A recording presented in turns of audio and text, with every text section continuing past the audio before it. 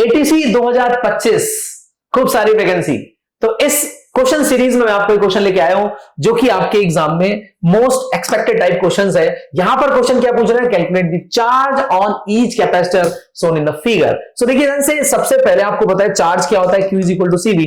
तो सबसे पहला काम होगा आपको C निकालना। So how we calculate the C, very simple, 1 upon C equivalent is equal to क्या होता है 1 upon C1 plus 1 upon C2।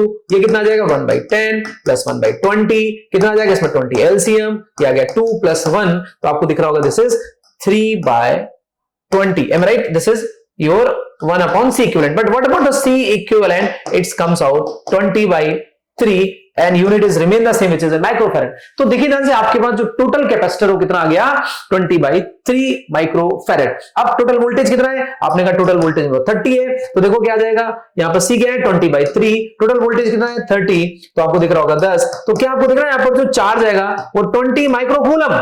अब क्वेश्चन मार्क आता है, आपसे ईच कैपेसिटर पूछा गया है। अरे भैया, क्या सीरीज में चार्ज सेम रहता कि नहीं रहता है? In series the charge should be same. Charge is what, flow of charge is current, nothing.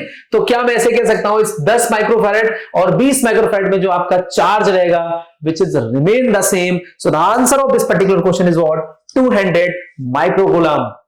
सो उम्मीद करता हूं आपको समझ में आ गया होगा। तो इस तरह का आपको ढेरों क्वेश्चन मिलते रहेंगे एटीसी से रिलेटेड जो आपके एग्जाम में आ सकते हैं। इवन इसके जो एटीसी के प्रीवियस ईयर क्वेश्चन है वो मिलते रहेंगे। तो आप जुड़े रहिए निम्बस लर्निंग यूट्यूब चैनल के साथ। Thank you so much.